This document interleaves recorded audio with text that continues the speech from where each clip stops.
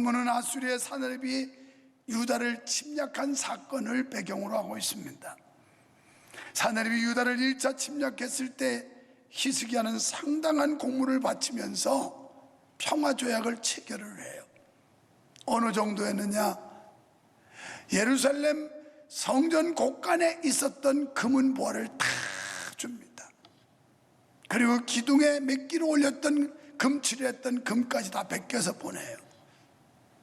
그런데 평화조약이 유지되지를 않습니다. 여러분, 힘이라고 하는 건 평화라고 하는 건 힘이 대등할 때 유지가 되는 겁니다. 한쪽이 아주 특출나게 강하고 한쪽이 열등하면 밀리게 돼 있는 거예요.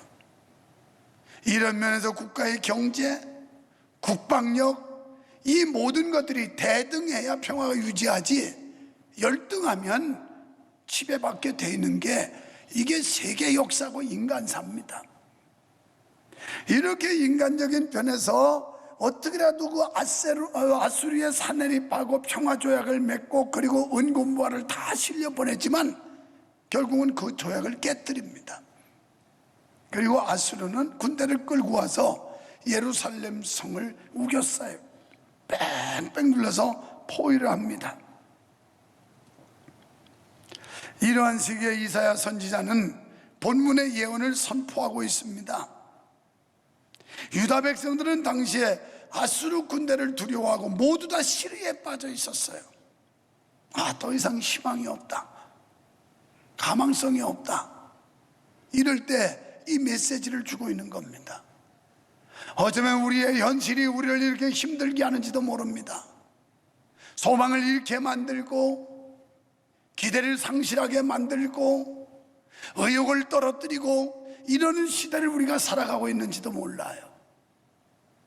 유다 백성들이 이런 처지 있을 때 바로 이사야 선지자는 이 복음적 메시지를 주는데, 이 주요 내용은 아수르가 아무리 강력하다 해도 여호와 하나님의 심판을 받을 것이며 예루살렘은 반드시 회복될 것이라는 게 주된 메시지입니다. 본장의 예언은 점진적으로 주어졌는데요, 먼저 아수르에 대한 저주와 심판에 대해서, 그런 다음에 구원의 비전이 주어집니다. 마지막으로 회복된 시온에서의 영광이 노래되고 있어요. 이 예언은 역사적으로 바벨론 포로에서 이스라엘이 해방되었을 때 1차 성취되었습니다. 영적으로 이 예언의 말씀은 궁극적인 승리, 그러니까 성도들이 이 땅에서 고난을 받고 위협을 당하지만 결국 성도들은 승리의 영광을 보게 될 것이라는 게 주된 메시지입니다. 때문에 본 예언은 당시 위기에 처한 유다 백성들에게 위로가 되었고 포로된 선민 이스라엘에게도 소망이 되었습니다. 여러분, 이사야 선지자는 유다 백성들에게 여호와는 피난처시라고 선포하였습니다. 왜 그럴까요? 1절로 16절에서 대적을 물리쳐 주시기 때문이라는 겁니다. 사랑하는 여러분, 3조 후에는 대적들이 우리를 어떻게 속삭이고 유혹하는지 그런 말씀이 36장에서 나오겠지만, 우리를 위협하고 무너뜨리고 잡아뜨리려고 하는 이 대적들을 하나님이 물리쳐 주신다는 거예요. 믿으시기 바랍니다. 경제적 대적, 질병의 대적, 인간관계의 대적들, 우리의 믿음을 무너뜨리고 하나님과의 관계를 끊어놓으려고 하는 이 악한 요소와 세력들, 이걸 하나님이 물리쳐 준다는 거예요. 그래서 이사야 선지자는 유다를 침공한 아수르를 저주하고 있습니다. 그리고 하나님의 도우심을 구하고 있어요. 그런 다음에 이사야 선지자는 아수르의 죄악상을 고발합니다. 아수르는 평화협상을 위해서 사신을 보내는 척하면서 염탐을 했어요. 스파이였어요. 그렇게 해서 결국은 침공을 하는 겁니다. 이사야 선지자는 아수르의 야욕을 미리 간파하고 하나님의 심판을 선포했습니다. 아수르는 남진 정책을 펼쳐 유다 주변 성읍을 점령한 후에 조공을 바치게 했어요.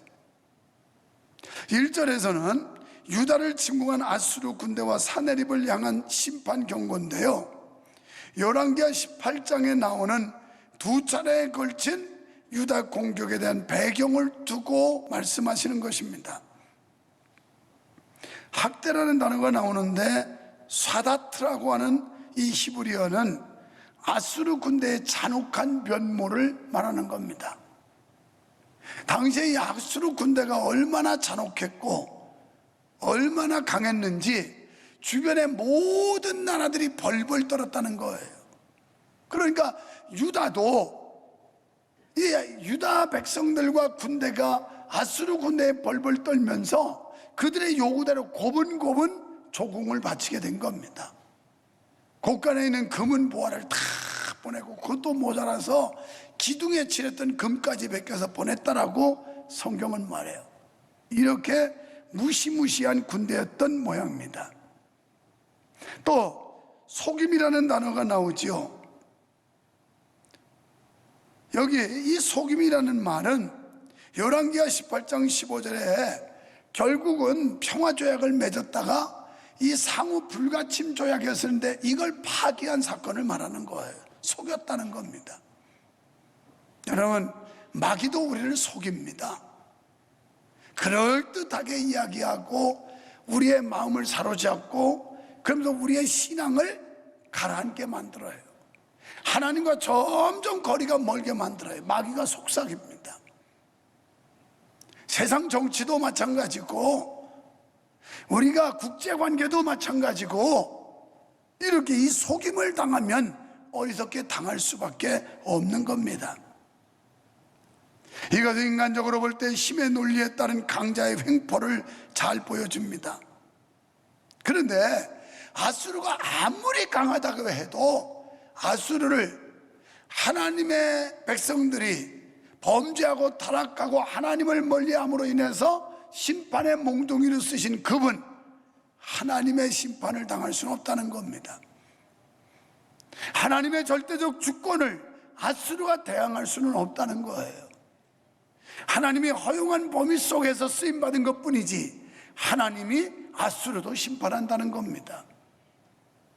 우리가 욥기서에 가보면 하나님께서 사탄과 대화하는 내용이 나와요. 네가 어디 갔다 왔느냐? 세상 모든 곳을 돌아다니다 왔습니다.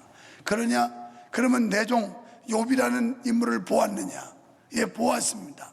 내 종 욥은 얼마나 신실한 믿음을 가졌는지 내가 자랑한다. 막 그러면서 하나님께서 자랑을 하세요. 그랬더니 마귀가 뭐라고 그래요? 사탄이 아닙니다. 지금은 건강하고 돈 있고 가정이 화목하고 이러니까 잘 믿지 그거 다 없어져 보십시오. 달라질 겁니다. 배신할 겁니다. 그래요. 그러면 좋다. 나하고 한번 내기해보자. 네가 내 종 욥의 생명만 건드리지 말고 네 멋대로 한번 해봐라. 그래서 돈 뺏어가고 자식 뺏어가고 마누라 뺏어가고 다 가져갔던 거예요. 그런데 욥은 입술로도 범죄하지 않았다고 그랬어요. 여러분, 하나님이 욥을 시험하도록 허용해 줬다는 얘기예요. 오늘 하나님께서 우리에게 때리는 고통을, 압박을, 어려움을 통해서 하나님 앞에 돌아오도록 한단 말이에요. 오늘도 2부 예배 마치고 어느 집사님 부부 찾아왔다 갔어요. 자식 문제예요. 신앙으로 바로 키우지 못했더니 결국은 부모들의 눈에서 눈물 뽑게 만드는, 이것 때문에 어려움을 호소하면서 기도 부탁하고 그러고 상담하러 왔어요. 오늘 우리가 하나님 앞에 바른 신앙을 가져야 되고 하나님의 말씀에 순전한 믿음 가지고 순종해야 하나님이 우리를 지켜주시는 줄 믿습니다. 그래 아니하면 하나님께서 어떤 걸 가지고 몽둥이로 우리를 징치할지 모른다는 거예요. 그러면 이 아수르는 하나님의 백성들이 믿음에 올곧게 서지 못함으로 인해서 일시적으로 쓰임받았던 그런 나라예요. 아무리 강대국이라도. 그런데 하나님께서 이제는 아수르를 심판하겠다는 겁니다. 니네가 기고만장한데 착각하지 말아라. 내가 일시적으로 허용한 것이야, 이 말씀이에요. 하나님께서 심판하시니까 아수르는 불에 타는 지푸라기처럼 됐다 그랬어요. 저는 촌놈이라서 잘 알아요. 지푸라기 바싹 마른 거 불 찌르면요 후 금방 타버려요. 얼마나 빨리 타는지 몰라요. 아수르 그렇게 의기양양하고 호언장담하고 주변국을 다 침략하고 이랬던 아수르가 하나님의 심판의 몽둥이 들으니까 존재 없이 사라지더라는 거예요. 실제로 유다를 침공했던 아수르는 열왕기하 19장에서 보면 18만 5천 명이라고 하는 어마어마한 군대 수가 하룻밤 사이에 싸늘한 시체로 다 돌변해요. 이게 하나님의 능력 아닙니까? 사람이 어떻게 전쟁해가지고, 여러분 저 중동 전쟁 듣지만 그렇게 막 포 쏘고 총 쏘고 해도 별로 많이 안 죽습니다. 우리 생각 같으면 막 폭탄 갖다 쏟아보고 그래서 다 죽을 것 같은데 뭐 그렇게 많이 죽지 않아요. 거짓말인가요 그럼? 천사자들 폭탄을 죽은 사람 줄여서 얘기하는 건가요? 여러분, 그런데 이 아수르 군대는 예루살렘 포위하고 침략하러 왔다가 18만 5천 명이 죽었어요. 하룻밤 사이에. 이건 하나님의 능력, 하나님의 권세예요. 하나님의 권세. 눈 깜짝할 새에 사라지는 거예요. 그렇습니다. 하나님의 진노 앞에서 아무리 대군이라 할지라도 힘없이 무너지게 된다는 사실을 믿으시기 바랍니다. 이스라엘 백성이 오직 하나님만 의지하고 하나님께 피해야 될 이유가 여기 있는 거예요. 이런 하나님이기 때문에 우리가 하나님만 전폭적으로 신뢰하고 하나님께 피해야 될 이유가 여기 있는 거예요. 이런 하나님을 믿기 때문에. 이 하나님을 믿지 못하면 우리는 불안할 수밖에 없어요. 이 하나님을 믿지 못하면 우리는 두려울 수밖에 없어요. 그렇습니다. 하나님께서 당신의 백성들을 지켜 보호하시고 대적들을 물리쳐 주시기 때문에 우리는 하나님을 믿고 하나님을 의지하며 하나님께 나오게 되는 줄로 믿습니다. 하나님께서 아수르를 심판하시니까 민족이 도망하고 열방이 흩어졌다 이렇게 말씀해요. 어떤 방법으로요? 이 말씀은 열왕기하 19장 35절에서 말씀하는 18만 5천이 몰살한 사건입니다. 어떤 방법일까요? 3절에 보니까 오늘 진동시키시는 소리로 인하여 민족들이 도망하며 주께서 일어나심으로 인하여 열방이 흩어졌나이다 이렇게 말씀하고 있어요. 하나님의 역사죠. 하나님의 능력이죠. 이 진동시키는 소리로 말미암아 군대가 다 죽고 그리고 열방이 도망갔다. 이 말은 아수르의 연합군대를 말해요. 여러 나라를 모아서 연합군대를 결성하고 지금 침략해서 쳐들어왔는데 이게 전부 퇴각해가지고 본토로 본국으로 돌아갔다는 거예요. 그래서 자연히 그들이 약탈한 노략물은 어떻게 될까요? 노략물을 챙겨가지도 못하고 다 놔두고 죽거나 아니면 혼비백산해서 도망갔어요. 그래서 그 노략물은 다 유다로 돌아왔다 이 말씀이에요. 빼앗겼던 것을 다시 찾으리라. 사랑하는 여러분, 하나님께 우리가 정신 차리고 믿음으로 바로 서면 잃었던 걸 다시 회복하는 역사가 있을 줄 믿습니다. 빼앗겼던 걸 다시 찾아오는 역사가 일어날 줄 믿습니다. 건강도 그렇게 되고 물질도 그렇게 되고 명예도 그렇게 되고 지위도 그렇게 되고. 이거야말로 11절로 12절에 말씀하는 불섭에 올려진 겨와 같이 태워지지 않습니까? 뿐만 아니라 사내립은 그날 밤 자신의 몸에서 난 아들들에게 반역을 당해서 살해돼서 죽어요. 그러니까 인생 얼마나 무상하겠어요. 그렇게 호언장담하던 아수르 왕 사내립이 전쟁에서 그만 자기의 군대가 18만 5천 명이 죽고 그리고 혼비백산에서 다 그냥 기사일생으로 도망가다가 결국은 사내립이라는 왕은 자기 아들들한테 살해당해 죽어요. 그래서 19절 말씀대로 히스기야가 통치하는 동안 유다 백성들은 두 번 다시 아수르 군대를 보지 않게 되었습니다. 그러니까 아수르 군대를 완전히 멸망시켰다는 거예요. 사랑하는 성도 여러분, 주의 백성을 약탈하고 무고한 자의 피를 흘리며 거룩하신 하나님을 두려워하지 않는 자들의 결말이 이렇게 될 겁니다. 하나님은 아수르를 치듯이 교만한 자를 치신다는 거 꼭 명심하시기를 바랍니다. 시편 147편 6절에 여호와는 겸손한 자를 붙드시지만 악인은 땅에 엎드러뜨리겠다고 그랬어요. 잠언 3장 34절에 여호와는 거만한 자를 비웃으신다고 그랬습니다. 그리고 겸손한 자에게 은혜 베풀어 주신대요. 요새 같은 때 하나님 은혜 받아야 살아요. 하나님이 은혜 내려주셔야 살아요. 교만하거나 거만하면 망한다는 거예요. 야고보서 4장 6절에 하나님은 교만한 자는 물리친대요. 겸손한 자에게 은혜 주신다고 그랬습니다. 그리고 두 번째로 17절로 24절에서 그러면 상대적으로 주님을 의지하는 자에게 평화와 안식을 주신다고 그랬어요. 이사야 선지자는 주의 진노의 불심판을 피하기 위해서 주의 백성들이 어떻게 살아야 될 것인가에 대한 교훈을 주고 있는 겁니다. 왜냐하면 아수리에 임한 심판이 하나님의 백성이라고 해서 예외일 수 없다는 거예요. 우리도 상대적으로 교만하면 이런 하나님의 진노 받는다는 거예요. 끝까지 완악하고 고집부리고 불순종하고 하나님 앞에 고분고분하지 않으면 하나님이 심판한다는 거예요. 하나님의 백성도. 이게 지금 역사적으로 이사야서를 계속해서 보면서 하나님이 주시는 메시지 아닙니까? 하나님의 백성들도 무자비하고 신실하지 못하면 주의 심판을 면치 못한다는 말씀입니다. 그래서 선지자는 14절로 15절에서 특별히 의로운 생활에 대해서 교훈하면서 불경건한 행실, 여기에서 두려운 마음을 가지라는 거예요. 14절에 시온의 죄인들아 두려워하라, 경건치 않은 자들아 좀 떨어라, 이런 얘기예요.